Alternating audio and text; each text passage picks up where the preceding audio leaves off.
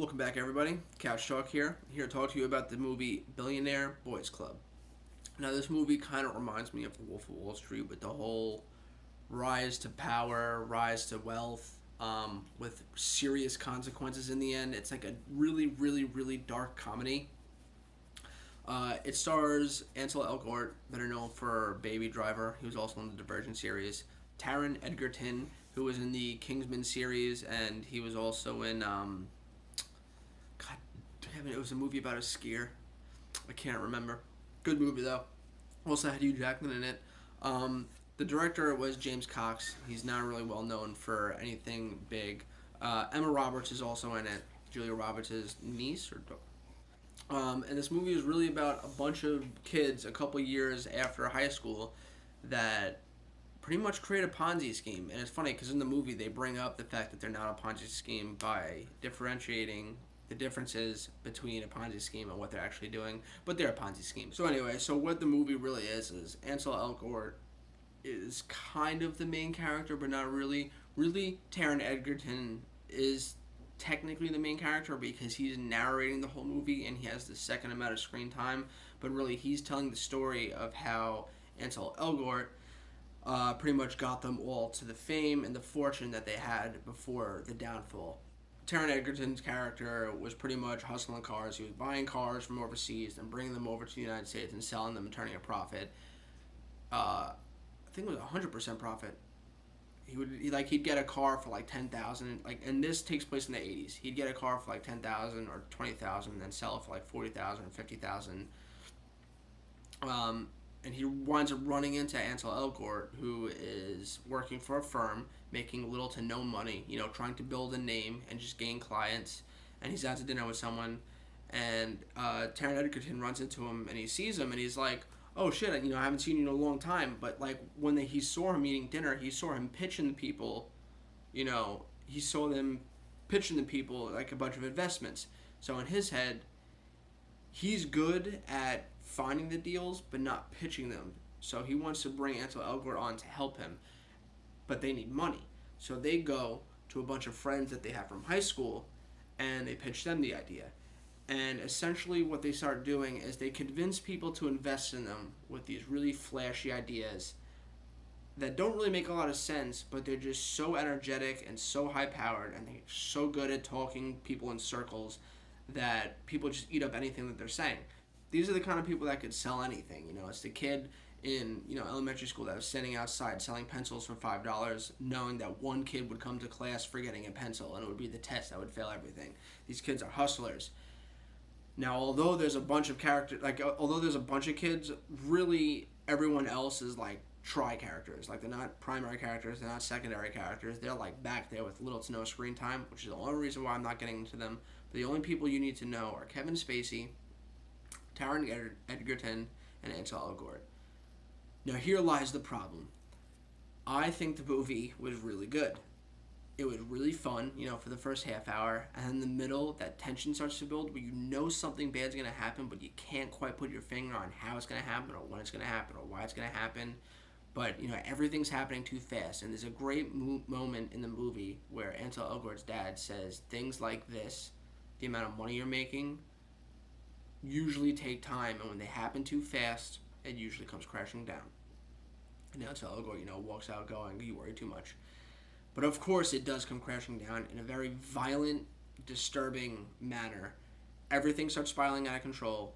All the investments they were making backfire on them. All their investors start begging for them. Well, all their investors start protesting for their money back because they start to see that these kids are spiraling out of control. The company they created, which they called BBC, which stands for Billionaire Boys Club, because they're aspiring to be billionaires and they're boys. They promise them 50% returns in a certain, an X amount of time, and after X amount of time passes, plus 6 months, these people come knocking at their building, where's our fucking money? And I don't want to spoil anything, get into details, but the movie, in my opinion, was really good. Now, Kevin Spacey kind of plays like the mentor to Ansel Elgort and Taron Egerton. He kind of guided them on how to become more successful and more powerful. But again, Kevin Spacey is the problem with this movie. Now, I don't mean that in his character is a problem because I really enjoyed his character, but I mean because he was in this movie, it didn't hit theaters. Now, say what you will, but when this movie was being made over a year ago, pre-production, filming and everything, Taron Egerton coming off of Kingsman, and Eddie the Eagle, that was the movie. Ansel Elgort coming out of The Fault in Our Stars and Baby Driver, and then Kevin Spacey also in Baby Driver, and Kevin Spacey was Kevin Spacey. Back then he was huge, Horrible Bosses and Usual Suspects, and he was just in so many good things. This movie was destined to be on the big screen. It should have been on the big screen. It was the same caliber as Wolf of Wall Street, and it's based off of a true story. All the recipes for success. Why wasn't it in the theaters? Well, because of the whole drama that swirled with the Me Too movement and Kevin Spacey, with the whole talks of him, touching people inappropriately. Now, Hollywood kind of shunned him, and rightfully so. I understand why. But because he's in the movie, I feel that no studio wanted to put it in theaters. No theater wanted to distribute it in their chains. They probably lost their distributor, and it wound up going straight to DVD, straight to on-demand. But you could tell that this movie was made for cinema. And it's really a shame because not a lot of people are going to see it. I didn't even know that it was out on DVD. Actually, it's not on DVD yet. I watched it on Amazon Prime. I think Amazon Prime bought the rights to stream it on their service once it got dropped from the potential to ever be in cinemas. And I rented it for like $10. Which, granted, in my opinion, I think it was worth $10. I mean, that's about the price of an admission. But for the average moviegoer that wants to rent a movie, they usually don't spend more than like $4. So I believe the movie is coming to like Redbox and DVD in late August, maybe early September. So when you do eventually see it pop up, I highly recommend giving it a watch because it is a really good movie. It is really well written. It is really well acted. The story is insane. Very enjoyable until about the half act where it gets just so tense. But those are the best kind of movies. And it's the same thing in The Wolf of Wall Street where everything was spiraling out of control.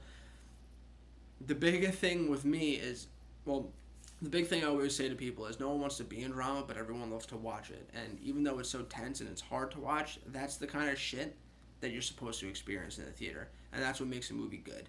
And I really love the last half of this movie. And I hope people see it because they really do have such A-list actors. They really do have all-star actors. I love Ansel Elgort. I'm really excited for the fact that they announced that they might be making a Baby Driver 2. Taron Egerton, I'm really hoping that he gets a Kingsman 3 because those are some of the best spy movies in my opinion. Fun ones. James Bond is obviously better, and Mission Impossible.